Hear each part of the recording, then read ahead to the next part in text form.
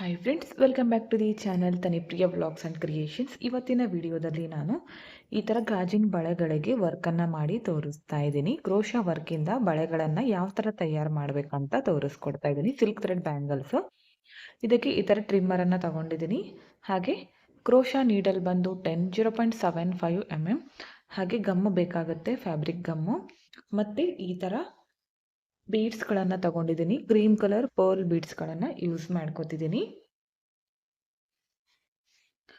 ಹಾಗೆ ಹರಳೆ ದಾರನ ಗಂಟಾಕಿ ರೆಡಿ ಮಾಡಿ ಇಟ್ಕೊಂಡಿದ್ದೀನಿ. ಈ ಥರ ಸೀರೆಗೆ ತಗೋತೀವಲ್ಲ ಹರಳೆ ದಾರ, ಆ ಥರ ರೆಡಿ ಮಾಡಿ ಇಟ್ಕೊಂಡಿದ್ದೀನಿ ಹರಳೆ ದಾರ. ಎಲ್ಲರೂ ಮನೆಯಲ್ಲಿ ಕಾಮನ್ ಆಗಿ ಈ ಥರ ಬಳೆಗಳು ಇದ್ದೇ ಇರುತ್ತೆ. ಮದುವೆಗೆ ಹೋಗಿ ಬಂದ ಮೇಲೆ ಮುಗೀತು, ಈ ಬಳೆಗಳನ್ನು ಯೂಸ್ ಮಾಡೋದೇ ಇಲ್ಲ, ಹಾಗೆ ಬಿಸಾಡಿಬಿಡ್ತೀವಿ. ಅದ್ರ ಬದಲಿ ನಾವು ನಮಗೆ ಬೇಕಾಗಿರುವಂತಹ ಸೀರೆಯ ಅಥವಾ ಡ್ರೆಸ್ ಕಲರ್ ಕಾಂಬಿನೇಷನ್ ನೋಡಿ ನಾವೇ ನಮ್ಮ ಕೈಯಾರೆ ಬಳೆಗಳನ್ನು ರೆಡಿ ಮಾಡ್ಕೋಬೋದು. ಯಾವ ಥರ ಅಂತ ತೋರಿಸ್ತೀನಿ. ಸ್ಕಿಪ್ ಮಾಡದೆ ಕೊನೆವರೆಗೂ ನೋಡಿದರೆ ನಿಮಗೆ ಡಿಸೈನ್ ಕಂಪ್ಲೀಟಾಗಿ ಅರ್ಥ ಆಗುತ್ತೆ. ಓಕೆ, ಮೊದಲು ನೋಡಿ ಯಾವ ಥರ ತೊಗೋಬೇಕು ಬಳೆಗಳಂದರೆ, ಇದು ನಿಮ್ಮ ಸೈಜು 2-6 ಇದ್ದರೆ ನೀವು ಅದಕ್ಕಿಂತ ಸ್ವಲ್ಪ ದೊಡ್ಡದು ತೊಗೋಬೇಕು. ಯಾಕಂದರೆ ವರ್ಕ್ ಮಾಡ್ಕೊಂಡಾಗ ಚಿಕ್ಕದಾಗುತ್ತೆ. ನೋಡಿ, ಇದು ಹೆಚ್ಚು ಕಡಿಮೆ ಇದೆಯಲ್ಲ, ಈ ಥರ ನಿಮ್ಮದು ಈ ಸೈಜ್ ಇದ್ದರೆ ನೀವು ಈ ಸೈಜ್ ತೊಗೋಬೇಕಾಗತ್ತೆ. ಸ್ವಲ್ಪ ನಿಮ್ಮ ಸೈಜ್ಗಿಂತ ದೊಡ್ಡದು ಬಳೆಗಳನ್ನು ತೊಗೊಂಡ್ರೆ ಡಿಸೈನ್ ಮಾಡಿಕೊಂಡಾಗ ಅದು ಕರೆಕ್ಟ್ ಆಗುತ್ತೆ. ಚಿಕ್ಕದು ಕರೆಕ್ಟ್ ಸೈಜ್ ತೊಗೊಂಡ್ರೆ ನಿಮಗೆ ಬರೋದಿಲ್ಲ ಕೈ ಒಳಗೆ ಕೂಡ ಅದು. ಓಕೆ, ಡಿಸೈನನ್ನು ಸ್ಟಾರ್ಟ್ ಮಾಡ್ಕೋತೀನಿ. ಮೊದಲು ನೋಡಿ ಈ ಥರ ಹರಳೆ ದಾರನ ತಗೊಂಡು ಮೊದಲು ಇದಕ್ಕೆ ಒಂದು ಈ ಥರ ಗಂಟನ್ನು ಹಾಕ್ಕೋಬೇಕು. ನಾರ್ಮಲ್ ಗಂಟು ಹಾಕ್ತೀವಲ್ಲ ಅದೇ ಥರ ಒಂದು ನಾಟ್ ಹಾಕ್ಕೊಳ್ಳಿ ಈ ಥರ. ಓಕೆ, ಈ ಥರ ಗಂಟು ಹಾಕ್ಕೊಂಡ್ಮೇಲೆ ಈಗ ಈ ಥರ ಬೆರಳಿಗೆ ಸುತ್ಕೋತೀನಿ. ನೋಡಿ, ಇಲ್ಲಿ ಗ್ಯಾಪ್ ಬಂದಿದೆಯಲ್ಲ, ಕಾಣಿಸ್ತಿದೆನಾ? ಇಲ್ಲಿ ಇದರ ಒಳಗಡೆಗೆ ಈ ಥರ ನೀಡಲನ್ನು ಹಾಕಿ ಈ ದಾರನ ತಂದು ಒಂದು ಲಾಕ್ ಮಾಡ್ಕೋತೀನಿ. ಈ ಥರ ಲಾಕ್ ಮಾಡಿಕೊಂಡೆ. ಅದಾದಮೇಲೆ ಈ ಎಕ್ಸ್ಟ್ರಾ ಥ್ರೆಡ್ ಇದೆಯಲ್ಲ, ಇದು ಹೀಗೆ ಬ್ಯಾಲೆನ್ಸ್ ಮಾಡಿಕೊಂಡು ಈಗ ನೀಡಲನ್ನು ಹಾಕಿ ಈ ದಾರನ ತಂದು ಒಂದು ಸಿಂಗಲ್ ಕ್ರೋಶಾ ಮಾಡ್ಕೋತೀನಿ ಅಥವಾ ಲಾಕ್. ಓಕೆ, ಫಸ್ಟ್ ಒಂದು ಗಂಟು ಹಾಕ್ಕೊಂಡೆ, ಅದಾದಮೇಲೆ ಒಂದು ಸಿಂಗಲ್ ಕ್ರೋಶಾ. ಮತ್ತೆ ಈ ಥರ ನೀಡಲನ್ನು ಹಾಕಬೇಕು, ದಾರನ ತಂದು ಮತ್ತೆ ಈ ಎಕ್ಸ್ಟ್ರಾ ಥ್ರೆಡ್ ಹೀಗೆ ಬ್ಯಾಲೆನ್ಸ್ ಮಾಡ್ಕೋಬೇಕು, ಮತ್ತೆ ಒಂದು ಲಾಕ್, ಮತ್ತೆ ಸೇಮ್ ಈ ಥರ ಮಾಡ್ತಾ ಹೋಗಿ. ಮತ್ತೆ ಸೇಮ್ ನೋಡಿ, 4 ಸಲ ಸಿಂಗಲ್ ಕ್ರೋಶಾ ಮಾಡಿಕೊಂಡೆ. ಇದನ್ನ ಲಾಕ್ ಕೂಡ ಇಡ್ಕೊಂಡ್ರೆ 5 ಸಿಂಗಲ್ ಕ್ರೋಶಾ ಆಗುತ್ತೆ. ಇವಾಗ ಥ್ರೆಡನ್ನು ಈ ಥರ ಸ್ವಲ್ಪ ಮೇಲ್ ಮಾಡಿಕೊಂಡು ಈ ಒಂದು ಪರ್ಲ್ ಬೀಡನ್ನು ಆ್ಯಡ್ ಮಾಡ್ಕೋತಿದ್ದೀನಿ. ಈ ಬೀಡನ್ನು ಹಾಕಿ ಇವಾಗ ಬೀಡನ್ನು ಲಾಕ್ ಮಾಡೋದು ಬೇಡ, ಹಾಗೆ ಈ ಥರ ನೀಡಲನ್ನು ಹಾಕಿ ಈ ದಾರನ ತಂದು ಲಾಕ್ ಮಾಡ್ಕೋತೀನಿ.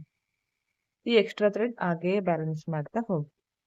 ಮತ್ತೆ ನೀಡಲ್ ಹಾಕಬೇಕು, ದಾರ ತಂದು ಲಾಕ್.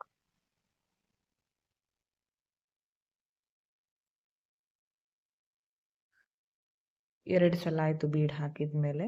ಮತ್ತೆ ಇನ್ನೊಂದು ಸಲ ಸಿಂಗಲ್ ಕ್ರೋಶಾ,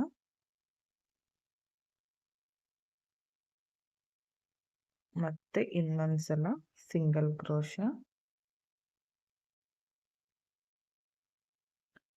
ಇನ್ನೊಂದು ಸಲ ಸಿಂಗಲ್ ಕ್ರೋಶಾ.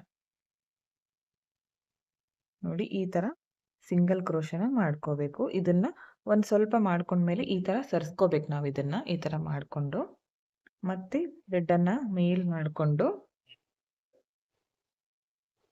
ಮತ್ತೆ ಒಂದು ಪರ್ಲ್ ಬೀಡನ್ನು ಆ್ಯಡ್ ಮಾಡ್ಕೋತಿದ್ದೀನಿ. ಬೀಡೇನು ಲಾಕ್ ಮಾಡ್ಕೊಳ್ಳೋದು ಬೇಡ.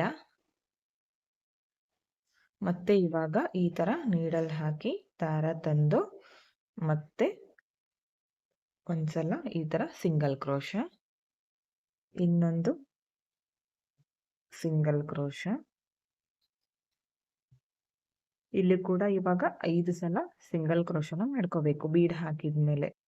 ಫಸ್ಟ್ ಒಂದು ಗ್ಯಾಪ್ ಎಷ್ಟು ಬಿಟ್ಕೊಂಡಿರ್ತೀವೋ ಅದೇ ಥರ ಮಾಡ್ತಾ ಹೋಗಬೇಕು. ಮತ್ತೆ ಇದು ಸಲ ಸಿಂಗಲ್ ಕ್ರೋಶೆ ಇಲ್ಲಿ ಕಂಪ್ಲೀಟ್ ಆದ್ಮೇಲೆ ಇದನ್ನ ಈ ತರ ಮಾಡ್ಕೋಬೇಕು. ಅವಾಗ ನೀಟಾಗಿ ಕೂಡುತ್ತೆ ಅದು. ನೋಡಿ ಈ ತರ.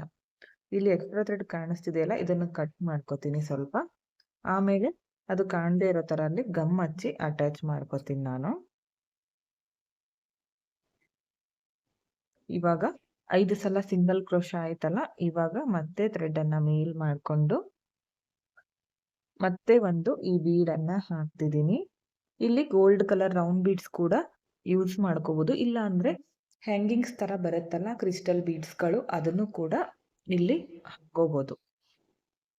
ಬೀಡ್ ಹಾಕಿ ಮತ್ತೆ ಒಂದು ಸಿಂಗಲ್ ಕ್ರೋಶ, ಮತ್ತೊಂದು ಸಿಂಗಲ್ ಕ್ರೋಶ, ಇಲ್ಲೂ ಕೂಡ 5 ಸಿಂಗಲ್ ಕ್ರೋಶನ ಮಾಡ್ಕೋತೀನಿ. ಅರ್ಥ ಆಯ್ತು ಅನ್ಕೋತೀನಿ. ಸೇಮ್ ನಾವು ರಿಂಗ್ ಬೀಡ್ಗೆ ಯಾವ ತರ ವರ್ಕ್ ಅನ್ನ ಮಾಡ್ಕೋತೀವೋ ಆ ತರ ಈ ಬಳಗೆ ಮಾಡ್ತಾ ಹೋಗ್ಬೇಕು. ಅಷ್ಟೇ, ಈಸಿ ಆಗಿದೆ, ಏನ್ ಕಷ್ಟ ಇಲ್ಲ. ಇಲ್ಲೂ ಕೂಡ 5 ಸಿಂಗಲ್ ಕ್ರೋಶ ಮಾಡ್ಕೊಂಡೆ. ನೋಡಿ ಈ ಕಡೆಯಿಂದ ಈ ತರ ಕಾಣಿಸುತ್ತೆ. ಮತ್ತೆ ಇವಾಗ ಈ ಥ್ರೆಡ್ ಅನ್ನ ಮೇಲ್ ಮಾಡಿಕೊಂಡು ಮತ್ತೆ ಒಂದು ಬೀಡನ್ನ ಹಾಕ್ತೀನಿ. ಇದೇ ತರ ಪೂರ್ತಿ ಬಳೆನ ಕಂಪ್ಲೀಟ್ ಆಗೋವರೆಗೂ ಮಾಡ್ತಾ ಹೋಗಿ. ನಿಮಗೆ ಬೀಡ್ಸ್ಗಳು ಜಾಸ್ತಿ ಬೇಕು ಅಂದರೆ 2 ಸಿಂಗಲ್ ಕ್ರೋಶ ಆದಮೇಲೆ 1 ಬೀಡ್ ಹಾಕೋಬೋದು. ಇಲ್ಲ 1 ಸಿಂಗಲ್ ಕ್ರೋಶ ಆದಮೇಲೆ ಕೂಡ 1 ಬೀಡನ್ನು ಕಂಪ್ಲೀಟ್ ಆಗಿ ಹಾಕೋಬೋದು. ನಾನಿಲ್ಲಿ 5 ಸಿಂಗಲ್ ಕ್ರೋಶ ಆದಮೇಲೆ ಒಂದೊಂದು ಬೀಡನ್ನು ಹಾಕಿದ್ದೀನಿ. ಇದನ್ನು ಪೂರ್ತಿಯಾಗಿ ಇಲ್ಲಿವರೆಗೂ ಮಾಡಿ ತೋರಿಸ್ತೀನಿ ಯಾವ ಥರ ಬಂದಿದೆ ಅಂತ. ಓಕೆ, ನೋಡಿ ಇಷ್ಟು ಮಾಡ್ಕೊಂಡಿದ್ದೀನಿ. ಪೂರ್ತಿಯಾಗಿ ಕಂಪ್ಲೀಟ್ ಆಗಿದೆ. ನೋಡ್ತಾ ಇರ್ಬೋದು ಎಷ್ಟು ನೀಟಾಗಿ ಬಂದಿದೆ ಅಂತ.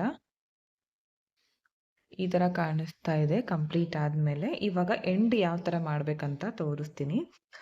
ಇಲ್ಲಿ 5 ಸಿಂಗಲ್ ಕ್ರೋಶ ಬಂದಿದೆ. ಇಲ್ಲೂ ಕೂಡ ಬೀಡ್ ಆದಮೇಲೆ 5 ಸಿಂಗಲ್ ಕ್ರೋಶ ಬಂದಿದೆ. ಇಲ್ಲಿ ನಾನಿವಾಗ ಈ ಥ್ರೆಡ್ಡನ್ನು ಮೇಲ್ ಮಾಡಿಕೊಂಡು ಒಂದು ಬೀಡನ್ನು ಹಾಕ್ತೀನಿ. ಇದಕ್ಕೆ ಬೀಡ್ ಹಾಕಿ ಎಂಡ್ ಮಾಡ್ಕೋತೀನಿ ಲಾಸ್ಟಲ್ಲಿ, ಅಂದರೆ ಫಿನಿಶಿಂಗ್ ಕರೆಕ್ಟಾಗಿ ಬರುತ್ತೆ ಇಲ್ಲಿಗೆ. ಇವಾಗ ಒಂದು ಸಿಂಗಲ್ ಕ್ರೋಶ ಮಾಡ್ಕೋತೀನಿ ಇಲ್ಲಿ. ಮಾಡಿಕೊಂಡು ನೀಟಾಗಿ ಅಡ್ಜಸ್ಟ್ ಮಾಡ್ಕೊಳ್ಳಿ. ಇವಾಗ 1 ಚೈನ್ ಹಾಕ್ತೀನಿ ಇಲ್ಲಿ. 1 ಚೈನ್ ಹಾಕಿ ಥ್ರೆಡ್ಡನ್ನು ಕಟ್ ಮಾಡಿಕೊಂಡು ಈ ಕಟ್ ಮಾಡ್ಕೊಂಡಿರೋ ಥ್ರೆಡ್ಡನ್ನು ಈ ಥರ ಟೈಟಾಗಿ ಮೇಲೆ ಎಳ್ಕೊಳ್ಳಿ. ಓಕೆ, ಇವಾಗ ಇದಕ್ಕೆ ಗಮ್ಮನ್ನು ಹಚ್ಬೇಕು. ಇವಾಗ ನೋಡಿ ಈ ಥರ ಇಲ್ಲಿ ಸ್ವಲ್ಪ ಗಮ್ಮನ್ನು ಹಚ್ಚಿ, ಸ್ವಲ್ಪ ಅಂದರೆ ಸ್ವಲ್ಪ ಹಚ್ಕೊಳ್ಳಿ, ಹಚ್ಚಿ ಈ ಥರ ಮಾಡ್ಕೊಳ್ಳಿ. ಇದೇನು ಬಿಚ್ಕೊಳ್ಳೋದಿಲ್ಲ, ಕರೆಕ್ಟಾಗಿ ಕಟ್ ಮಾಡ್ಕೊಂಡು ಬಿಡ್ಬೇಕು. ಇವಾಗ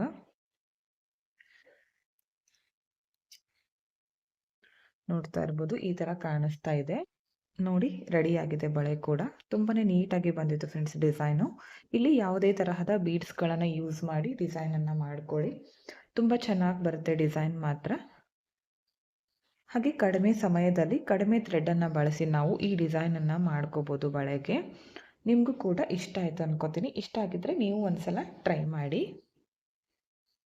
ಓಕೆ, ನೋಡಿ ಅದೇ ಥರ ಇನ್ನೊಂದು ಮಾಡ್ಕೊಂಡಿದ್ದೀನಿ. ನೋಡಿ ಈ ಥರ ಕಾಣಿಸ್ತಾ ಇದೆ. ಒಂದು ಪಿಂಕ್ ಮಾಡ್ಕೊಂಡಿದ್ದೀನಿ, ಒಂದು ಬ್ಲೂ ಮಾಡ್ಕೊಂಡಿದ್ದೀನಿ. ಇವಾಗ ಬ್ಲೂ ವಿಡಿಯೋ ಮಾಡ್ಕೊಂಡಿದ್ದೀನಿ. ಇದನ್ನು ಹಾಗೆ ಮಾಡ್ಕೊಂಡಿದ್ದೆ ನಾನು. ತುಂಬಾನೇ ನೀಟಾಗಿ ಬರುತ್ತೆ. ಇದನ್ನ ಕಲರ್ ಕಾಂಬಿನೇಷನ್ ಮತ್ತು ಡ್ರೆಸ್ ಕಲರ್ ಕಾಂಬಿನೇಷನ್ ನೋಡಿ ಮಾಡ್ಕೊಳ್ಳಿ. ತುಂಬಾನೇ ಚೆನ್ನಾಗಿರುತ್ತೆ. ಇದನ್ನು ನೀವು ಸೀರೆ ಮೇಲೆ ಹಾಕ್ಕೊಳ್ಳುವಾಗ ಬ್ಲೌಸ್ ಕಲರ್ನಲ್ಲಿ ಮಾಡ್ಕೊಳ್ಳಿ. ತುಂಬ ಚೆನ್ನಾಗಿ ಬರುತ್ತೆ ಡಿಸೈನ್ ಮಾತ್ರ. ನಿಮಗೂ ಕೂಡ ಇಷ್ಟ ಆಗುತ್ತೆ ಡಿಸೈನು. ಇಷ್ಟ ಆಗಿದ್ರೆ ನೀವು ಕೂಡ ಒಂದ್ಸಲ ಟ್ರೈ ಮಾಡಿ. ಯಾವ ಥರ ಬಂತು ಅಂತ ಕಮೆಂಟ್ ಮುಖಾಂತರ ತಿಳಿಸಿ. ಹಾಗೆ ಈ ವಿಡಿಯೋನ ಸಬ್ಸ್ಕ್ರೈಬ್ ಮಾಡ್ಕೊಳ್ದೆ ನೋಡ್ತಾ ಇದ್ದರೆ ಪ್ಲೀಸ್ ಚಾನಲ್ನ ಸಬ್ಸ್ಕ್ರೈಬ್ ಮಾಡ್ಕೊಳ್ಳಿ. ಪಕ್ಕದಲ್ಲಿರೋ ಬೆಲ್ ಐಕನ್ನ ಕ್ಲಿಕ್ ಮಾಡಿ ಆಲ್ ಅನ್ನೋ ಆಪ್ಷನ್ನ ಸೆಲೆಕ್ಟ್ ಮಾಡಿಕೊಂಡ್ರೆ ನಾನು ವಿಡಿಯೋ ಹಾಕಿದ ತಕ್ಷಣ ಮೊದಲು ನಿಮಗೆ ನೋಟಿಫಿಕೇಷನ್ ಬಂದು ತಲುಪುತ್ತೆ. ವಿಡಿಯೋನ ಸ್ಕಿಪ್ ಮಾಡದೆ ಕೊನೆವರೆಗೂ ನೋಡಿದ್ದಕ್ಕೆ thank you friends. Thank you for watching. Thank you.